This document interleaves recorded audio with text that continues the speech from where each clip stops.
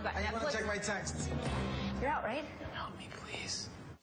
Indeed, Fred. Look, our devices and our hyperconnectivity and our FOMO has us spinning into real-life mind warps. We're more connected than ever.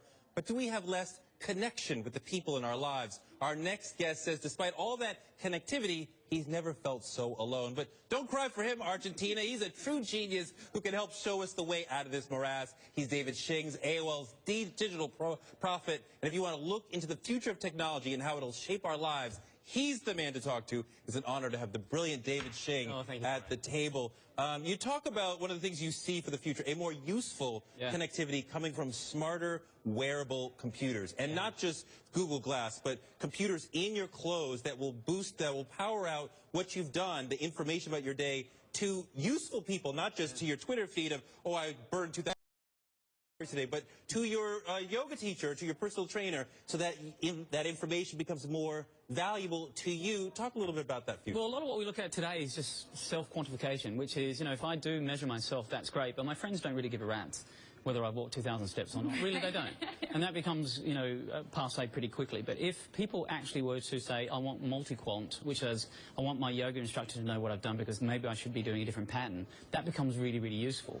But that's just today's wearables. And today's wearables are kind of refined to, you know, if I wear all my wearables today, I look like a tribal leader. No kidding, man. So, and we've sort of restricted 2 wrists and 1 face. But we will have biometrics materials inside our clothes. We'll have smart devices that talk back to us, and they'll have these built-in intelligence. So we don't have to go seeking this information today. It'll seek us out, and it'll actually change the patterns for retail, I think, as well. So it won't just be confined to what we're doing for our own levels of fitness and health, etc. It'll be other devices telling us what we should be doing while we're in those circles. And so sort of more directly integrated into our lives. I mean, one of the things that I think we all struggle with who are active on social media is just the amount of input. It's like drinking from a fire hose. And you see one of the trends for the future to be following fewer people, more sort of curated content. Yeah, so let me explain that. I do believe that these social amplifiers are amazing, but it's really hard to cut through that noise. So I do believe in defriending and unfollowing, because I just want to follow the tastemakers, the people who are giving me extra value. Because here's the point, man.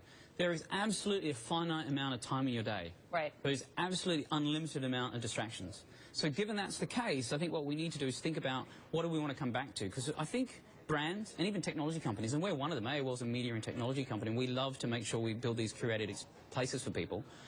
But at the end of the day, at the end of that screen is a human, and they have this finite amount of attention that we have to focus them on. So if you're a brand that helps calm the noise, then you're actually able to get in the middle of that and help become a better human because you're facilitating that noise for them.